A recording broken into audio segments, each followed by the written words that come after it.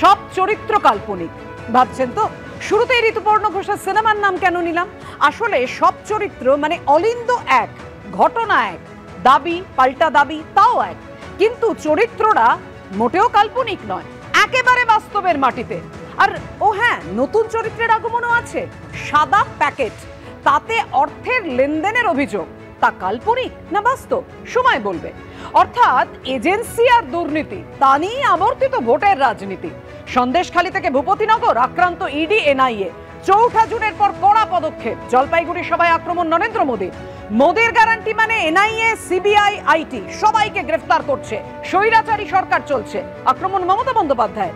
BJP NIA আঁতাত, অভিযোগ তুলে supreme কোর্টে যাচ্ছে তৃণমূল। এই সমস্ত বিষয় নিয়ে একের পর এক আলোচনায় আমরা আসবো, কিন্তু শুরুতেই আপনাদের সামনে রাখবো ওই যে শুরুতে বললাম সাদা প্যাকেট। এনআইএর এক এসপির সঙ্গে বিজেপির যোগসাজশের বিস্ফোরক অভিযোগ তুলল তৃণমূল। এনআইএর এসপির বাড়ির ভিজিটর বুকের ফটোকপি দেখিয়ে তৃণমূল দাবি করেছে 26শে মার্চ সেখানে গিয়েছিলেন বিজেপি নেতা জিতেন্দ্র তিওয়ারি। কোন এনআইএ অফিসারের সঙ্গে বসে আমি মিটিং করছি দেখান একটু ছবি, পাল্টা সুর চড়িয়েছেন জিতেন্দ্র তিওয়ারি। আর এদিকে দিল্লির দপ্তর থেকে প্রেস বিবৃতি জারি করে এনআইএ জানিয়ে দিয়েছে ভূপতিনগর বিস্ফোরণ মামলার তদন্তে যাওয়া একেবারেই উদ্দেশ্য প্রণোদিত নয়। দেখুন, 26শে মার্চ সন্ধে 6:30 এনআইএর এসপি ধনরাম সিং এর নিউ টাউনের বাড়িতে এন্ট্রি নিয়েছিলেন বিজেপি নেতা জিতেন্দ্র তিওয়ারি। এটা ভিজিটার্স বুক। আমাদের দেশে যে আইন, সে আইন মোতাবেক সেই এলিগেশন প্রমাণ করার দায়িত্ব যারা এলিগেশন আনছে তাদের, তারা এলিগেশন প্রমাণ করুক। ভূপতিনগর বিস্ফোরণ কাণ্ডে এনআইএর হাতে তৃণমূল নেতাদের গ্রেফতারি, সেখানে এনআইএর ওপর হামলা, তারপর এনআইএর বিরুদ্ধে শ্লীলতাহানির অভিযোগ নিয়ে রাজ্য রাজনীতি তেতে রয়েছে। তার মধ্যেই এবার এনআইএর এক এসপির বিরুদ্ধে বিজেপির সঙ্গে যোগসাজশের বিস্ফোরক অভিযোগ তুলল তৃণমূল। এনআইএর এসপি বাড়ির ভিজিটর বুকের ফটোকপি দেখিয়ে তৃণমূল দাবি করল সেখানে গিয়েছিলেন বিজেপি নেতা জিতেন্দ্র তিওয়ারি। তৃণমূলের দাবি 26শে মার্চ 2024 সন্ধে 6:30টার সময় বিজেপি নেতা জিতেন তিওয়ারি তিনি এসেছিলেন নিউ টাউনের এই বহুতলে, এবং তিনি নিউ টাউনের এই বহুতলে এসেছিলেন এনআইএর এসপি ধনরাম সিং তার সঙ্গে দেখা করার জন্য। আমাদের অ্যাপস আজকে 2 বছর ধরে চলছে। অ্যাপস আর রেজিস্টার, এরকম রেজিস্টার আছে, রেজিস্টারও আছে কিছু। তৃণমূলের তোলা পরের দাবি আরো মারাত্মক। 26শে মার্চ 2024 এনআইএর সুপার এসপি ধনরাম সিং এর কলকাতার বাড়িতে যান বিজেপির নেতৃত্ব। তারা দেখিয়ে দেন, লিস্ট তুলে দেন কোন কোন এলাকায় কাদের গ্রেফতার করতে হবে। সেই অনুযায়ী এনআইএ ঠিক করে যে তল্লাশি করে সেই জায়গায় আতঙ্ক ছড়িয়ে তৃণমূলের বুথকর্মী নেতাদের আনবে। ইলেকশন ঘোষণার পর বিজেপির নেতা জিতেন তিওয়ারি এনআইএর এসপি ধনরাম সিং এর বাড়িতে গেছেন। কটার সময় গেছেন? অফিসে যাননি, বাড়িতে গেছেন। তিনি গেছেন সন্ধে 6:30। তিনি ছিলেন 7:22 পর্যন্ত। এই প্রেক্ষাপটে দিল্লির দপ্তর থেকে প্রেস বিবৃতি জারি করে এনআইএ জানিয়ে দিয়েছে ভূপতিনগর বিস্ফোরণ মামলার তদন্তে যাওয়া উদ্দেশ্য প্রণোদিত নয়। এনআইএর কোনো রকম অসৎ উদ্দেশ্যই নেই, ঘটনায় কোনো রকম বেআইনি পদক্ষেপ করা হয়নি। তো এনআইএ অ্যাকশন নিচ্ছে, এবার সেটাকে দেখাতে হবে যে এটা পলিটিক্যাল অ্যাকশন, নিজের স্কিন বাঁচাতে হবে, নিজের পিঠ বাঁচাতে হবে, সেই জন্য এই ধরনের এলিগেশন আনছে ওরা। দুদিন আগে বিজেপি নেতা জিতেন্দ্র তিওয়ারির বিরুদ্ধে এই অভিযোগ তোলেন মমতা বন্দ্যোপাধ্যায়। বিজেপির নেতা জিতেন তিওয়ারি এনআইএ এসপির সাথে মিটিং করছে, আমরা তার কমপ্লেন পাঠিয়েছি, মনে রাখবেন। তারপর বিস্ফোরণ কাণ্ডের তদন্তে ভূপতিনগরে হানা দিয়ে 2 তৃণমূল নেতাকে গ্রেফতার করে এনআইএ। এই প্রেক্ষাপটে এবার মমতা বন্দ্যোপাধ্যায়ের অভিযোগকে হাতিয়ার করে আরো তেড়ে ফুড়ে ময়দানে নামল তৃণমূল। ভোটের মুখে এনআইএ ইস্যুতে রাজ্য রাজনীতিতে তোলপাড় চলছে, তার মধ্যে নতুন মাত্রা যোগ করল তৃণমূলের বিস্ফোরক অভিযোগ। অর্ণব মুখোপাধ্যায়, মনোজ বন্দ্যোপাধ্যায় ও অরিত্রিক ভট্টাচার্য রিপোর্ট, এবিপি আনন্দ। আমি তরুণজ্যোতির কাছে আসবো। তরুণজ্যোতি, তো মারাত্মক বিস্ফোরক অভিযোগ। 26শে মার্চ সন্ধ্যে 6:30 এনআইএর এসপি ধনরাম সিং এর নিউ টাউনের বাড়িতে এন্ট্রি নিয়েছিলেন বিজেপি নেতা জিতেন্দ্র তিওয়ারি। বলছেন কুণাল ঘোষ, বলছেন অভিষেক বন্দ্যোপাধ্যায় একেবারে ট্যাগ করেছেন। যেটা এনআইএর কপি, এনআইএ যেটা বিবৃতি দিয়েছে সেটাকে ট্যাগ করে অভিষেক বন্দ্যোপাধ্যায় বলছেন ক্ল্যারিফাই করতে। আমি বলছি এনআইএ কে স্পষ্ট করতে বলছেন অভিষেক বন্দ্যোপাধ্যায়। জিতেন্দ্র তিওয়ারি গেলেন, 52 মিনিট থাকলেন, খালি হাতে ফিরলেন, সাদা প্যাকেট নিয়ে গিয়েছিলেন, টাকা নিয়ে গিয়েছিলেন। বিজেপির সঙ্গে এনআইএর আতাতের অভিযোগ করছেন, কিন্তু মারাত্মক অভিযোগ। এর সঙ্গে শুধু আমি একটা কথা যোগ করব, দিলীপ ঘোষ, মানে তুমি বলতে পারো যে বিরোধীরা বলছে, তৃণমূল বলছে, সিপিএম বলছে, কিন্তু 2022 সালের 21শে অগস্ট দিলীপ ঘোষ বলেছিলেন যে বাংলায় সিটিং হয়েছিল সিবিআই এর সঙ্গে। সত্যি তো বিস্ফোরক অভিযোগ, পুরো ম্যাটারটাই যখন বিস্ফোরণ রিলেটেড, বিস্ফোরক অভিযোগ তো হবেই পাপিয়া। আমাদের মাননীয় মুখ্যমন্ত্রী বলতেন না যে জায়গায় জায়গায় শিল্প করে দিয়েছি, ভিতর শিল্প করে দিয়েছি। সেই ভিতর শিল্পগুলো আমরা দেখতে পাচ্ছি। ভূপতিনগর 3 ডিসেম্বর 2022 ভূপতিনগরে ব্লাস্ট হয়েছিল না হয়নি, প্রথম প্রশ্ন। সেকেন্ড, আমাদের ছোটোবেলায় বুড়িমার বোমা পাওয়া যেত, সেখানে ডাবের খোলা একটা উঠতো না। পিসিমা এসে যে পিসিমার বোমাগুলো বানাচ্ছে, সেখানে মানুষ উড়ে যাচ্ছে, 2-3 কিলোমিটার দূরে বডি পাওয়া যাচ্ছে। কারা মরেছিল? তৃণমূল কর্মী মরেছিল, তৃণমূল বুথ কর্মী মরেছিল।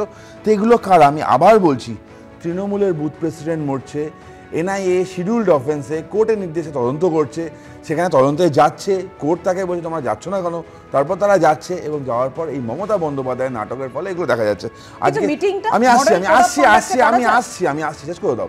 এই তোমরা এক্ষুনি একটা গেট কিপারের ভিডিও শোনাচ্ছিলাম, আমি শুনছিলাম, সে বললো অ্যাপস আছে, রেজিস্টারও আছে। আর যদি অ্যাপস থাকে তাহলে রেজিস্টার কেন থাকবে বলো তো? আর যদি আমি এরকম, আমি তো এটাও বলতে পারি, অভিযোগ তো যে কুণাল ঘোষ গেছিল, কুণাল ঘোষ নিজের নামটা জিতেন তিওয়ারি লিখেছে, কারণ কোনো ফ্ল্যাটে ঢোকার আগে আইডি কার্ড দেখে ঢোকাতে হয় না, নামটা লিখতে হয় তো বড় জোর।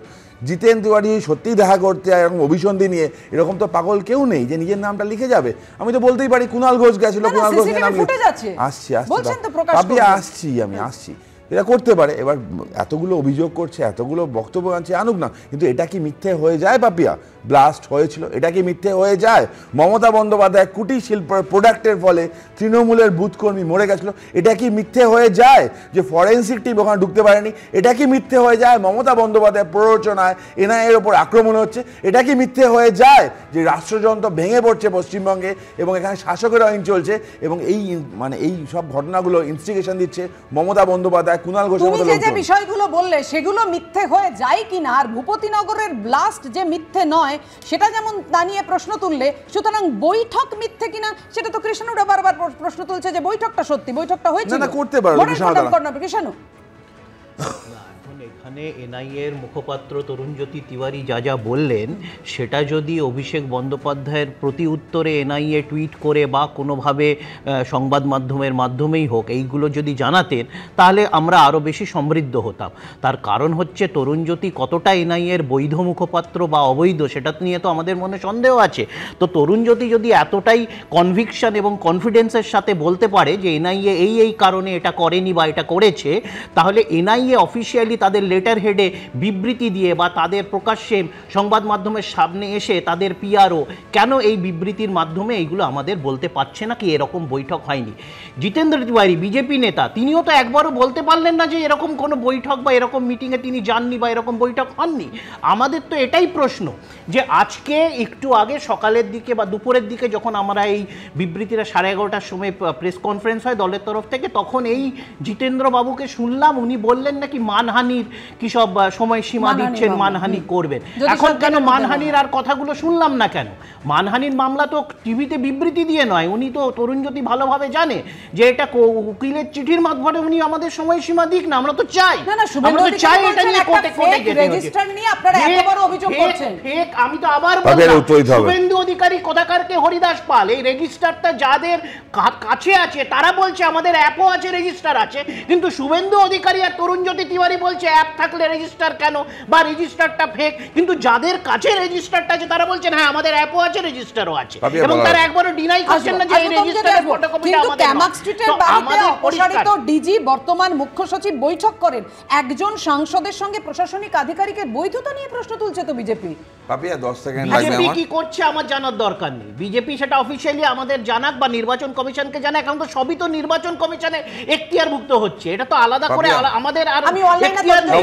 এখন আমাদের পরিষ্কার কথা হচ্ছে এই জিতেন্দ্র তিওয়ারির সাথে মিটিং এর বৈধতা নিয়ে প্রশ্ন যদি বিজেপি তোলে তার জবাবটা এনআইএ দিক যে মিটিংটা হয়েছে বা হয়নি।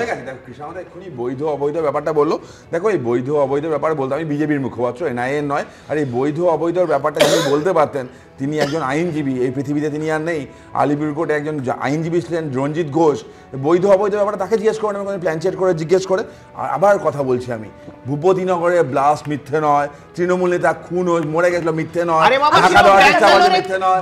এরা কি করছে? লজ্জা করে না? নিজের কর্মী মরে লজ্জা করে না? নিজের কর্মী মরে লজ্জা করে না? নিজের কর্মী মরে সলিলদা, কোন বৈঠক কখন হয়েছে, আদৌ হয়েছে কিনা তা নিয়ে কি মানুষকে গুলিয়ে দেওয়া হচ্ছে না? আসলে প্রশ্নটা হচ্ছে মডেল কোড অফ কন্ডাক্টের মধ্যে বিজেপি অভিযোগ তুলছে, তৃণমূল অভিযোগ তুলছে, এই বৈঠকগুলো কি করা যায়? দেখো, এটা বৈঠক কেন, তুমি এটা গেছে কোনো একটা ইনভেস্টিগেটিং এজেন্সির কাছে, সেটা তুমি পারো, আমি পারে, কোনো পলিটিক্যাল লিডার করতে পারে, কোনো ইনপুটস যদি থাকে সে অবশ্যই দেখা করতে পারে, এর মধ্যে কোনো অন্যায় নেই। সবচাইতে মারাত্মক যেটা এখন পশ্চিমবাংলায় তোমার ফ্রিডম অফ স্পিচ। না সলিল, একটু যোগ করি, সন্ধ্যাবেলা কেন, অফিসে নয় কেন, বাড়িতে কেন, স্পেসিফিক্যালি এই অভিযোগ সামনে আনছে তৃণমূল, দাবি করছে তো তৃণমূল। এই কারণে বলছি যে এসপি এনআইএ তার যেমন অফিস আছে তার বাড়িতেও একটা অফিস আছে, এটা কিন্তু তোমার ভুললে চলবে না। যেটা খুব মারাত্মক ইম্পর্টেন্টলি যেটা আজকে কিন্তু প্রত্যেকটা রাজনৈতিক ব্যক্তিত্ব, বিশেষ করে বিরোধী পক্ষ থেকে শুরু করে বহু লোকের আজকে right to speech, freedom of right to speech, freedom of movement কিন্তু আজকে কিন্তু ইনফ্রিঞ্জমেন্ট হচ্ছে চরমভাবে।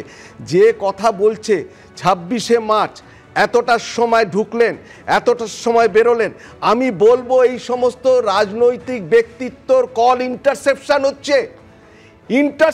হচ্ছে, কল রেকর্ড বার করা হচ্ছে এবং সেটা অডিও করা হচ্ছে এবং সেই করে সমস্ত তথ্য গিয়ে শাসক দলের হাতে দেওয়া হচ্ছে। শুভেন্দু অধিকারীও বারবার ডেডলাইন দিয়েছেন ডিসেম্বরে, যে কবে এর বাড়িতে কবে যাবে, ওর বাড়িতে কবে যাবে। আমি বলে দিচ্ছি কোনটা রাজনৈতিক বক্তব্য, কোনটা তোমার পলিটিক্যাল মোটিভ নিয়ে বলছে সেটা আমি বলতে পারবো না, কিন্তু যদি এটা করে থাকে এটা তদন্ত, এটা কোর্টে যাক, ইলেকশন কমিশন অফ ইন্ডিয়ার কাছে যাক।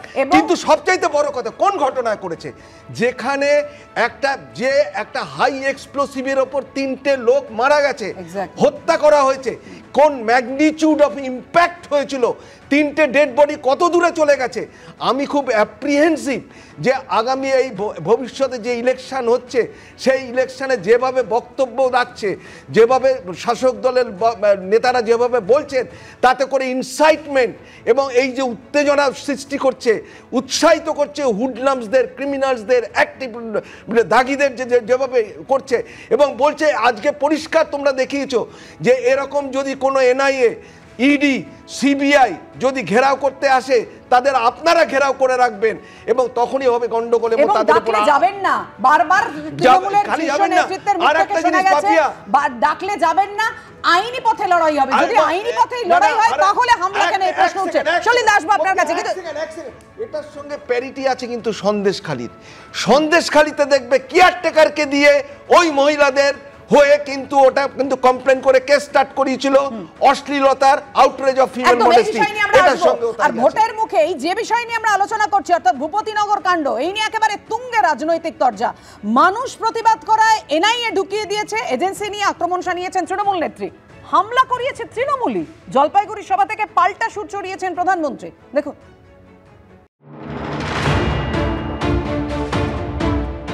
শুক্রবার গভীর রাতে বিস্ফোরণ কাণ্ডের তদন্তে ভূপতিনগরে গিয়ে আক্রান্ত হয়েছে এনআইএ।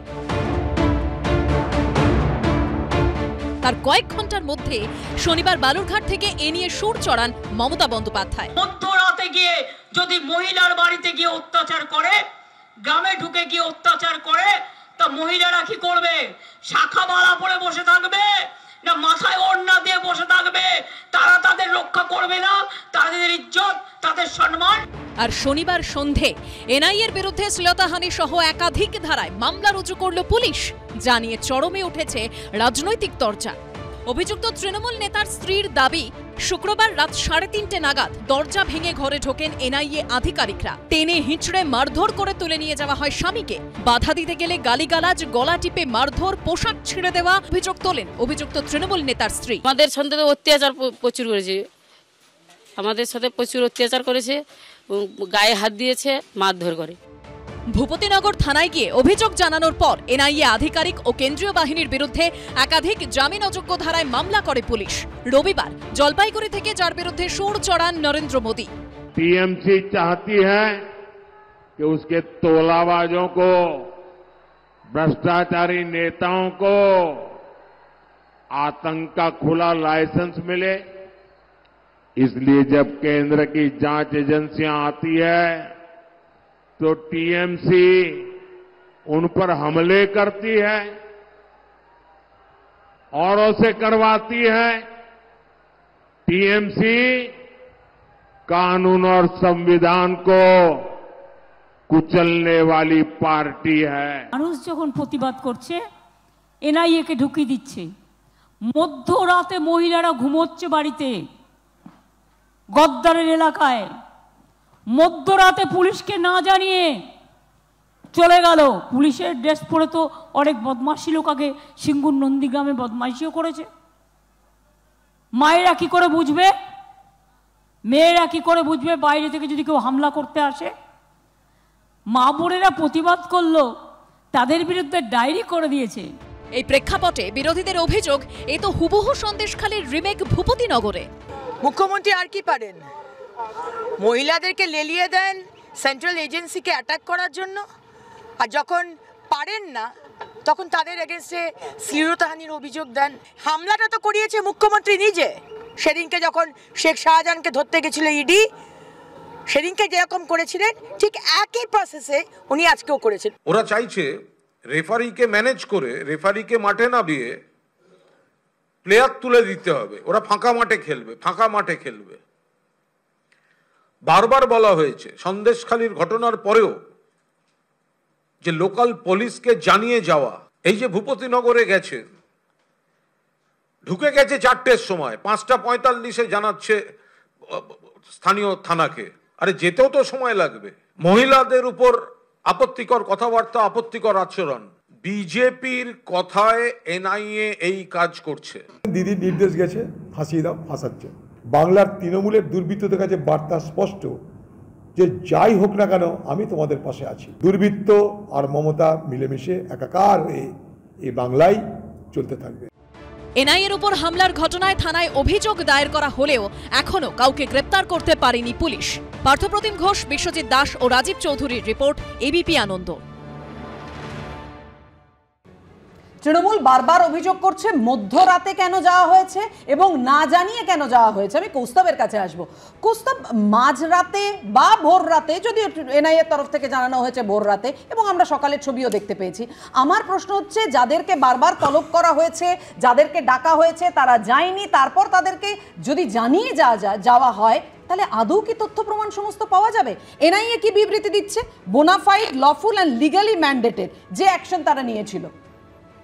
পাপিয়া, প্রথমে আমি বলবো যে ওই জিতেন তিওয়ারির কথা, মানে উনি কি তৃণমূলের, জানি না উনি গেছিলেন কিনা, উনি কি তৃণমূলের হয়ে গেছিলেন না বিজেপির হয়ে গেছিলেন? কে কখন বিজেপি, কে কখন তৃণমূল, আমরা তো খবর রাখি সব। আমরা তো দেখতে পাচ্ছি রাজ্যের দেশের প্রধানমন্ত্রী গিয়ে এমন ভাষণ দিচ্ছেন জলপাইগুড়িতে, কি সুন্দর। দিল্লির নেতাকে ধরতে পারেন, ঝাড়খণ্ডের নেতাকে ধরতে পারেন, অন্য নেতাদের ধরতে পারেন, মুখ্যমন্ত্রীদের ধরতে পারেন, মলয় ঘটককে, কয়লা ঘটককে ধরা যায় না। আমি জানি না উনি আবার বিজেপির আসানসোলে প্রার্থী হয়ে যাবেন কিনা, আমি বলতে পারবো না। কিন্তু এইটুকু আমি বলতে পারি যে তৃণমূল বিজেপির ঘরের খবর রাখে, বিজেপি তৃণমূলের ঘরের খবর রাখে। উত্তর কলকাতায় কে তৃণমূল বলছে ও বিজেপির হয়ে লড়ছে, ও বিজেপি বলছে ও তৃণমূলের হয়ে লড়ছে। ভালো, বাইনারিটা খুব সুন্দর তৈরি করেছে ওরা। Model conduct, code of conduct এইসব বলে গুলিয়ে দিচ্ছে। আসলে সমস্যা হচ্ছে রুটি রুজির, কাজের, বেরোজগারির এই নির্বাচনে। তাই ওরা চপ, মুড়ি, চকলেট বোম, কালীপটকা, ধানি লঙ্কা এইসব বলছে। বিস্ফোরণ তো হয়েছে, তো অস্বীকার করার জায়গা নেই। বিস্ফোরণ হয়েছে, তদন্ত কেন্দ্রীয় এজেন্সিকে তদন্ত করতে বাধা দিচ্ছে। প্রথমবার না। আরে কেন্দ্রীয় এজেন্সি করছে কি? চুপ করে বসে আছে নাকি? অতজন মিলে শাহজাহানের পরিকল্পনায় মুখ্যমন্ত্রীর নির্দেশে ক্যামাক স্ট্রিট থেকে ফোন এলো শাহজাহানকে স্যাটেলাইট এনআইএ যে মামলা করেছিল শাহজাহানকে স্যাটেলাইট ফোন কিনে দেওয়া হয়েছে। ঘটনায় সেখানে এখনো পর্যন্ত কিন্তু গ্রেফতার শূন্য হবে না তো গ্রেফতার। আমি তো বলছি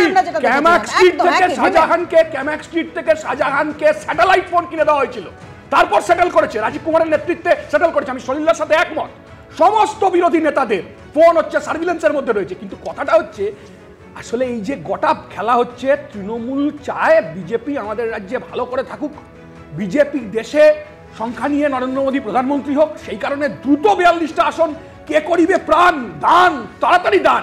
একদিকে ইন্ডিয়া ব্লকের মিটিংয়ে বড় বড় ভাষণ, তারপরে এসে 42টা প্রার্থী দিয়ে দিলাম। যেরকম মেঘালয় গিয়েছিলাম, যেরকম ত্রিপুরায় গিয়েছিলাম, যেরকম কংগ্রেসকে আটকাতে গেছিলাম, কংগ্রেসকে বিপদে ফেলতে গেছিলাম, একই রকম একই। আসলে রুটি রুজিটা সমস্যা। কেন্দ্রীয় এজেন্সি কোনো ভূমিকা নিতে পারছে না। শাহজাহানকে ধরার পর শাহজাহানের বাহিনী এরমভাবে কেন্দ্রীয় এজেন্সিকে মারলো, কি ভূমিকা নিয়েছে? ভাইপো অব্দি পৌঁছতে পারবে না কেন্দ্রীয় এজেন্সি। বাংলার মানুষ যদি মনে করেন এই বিজেপি তৃণমূলকে তাড়াবে, এই তৃণমূলের সব দুর্নীতিগ্রস্ত নেতারা এই বিজেপিতে গিয়ে ঢুকবে, সব দুর্নীতিগ্রস্ত নেতারা।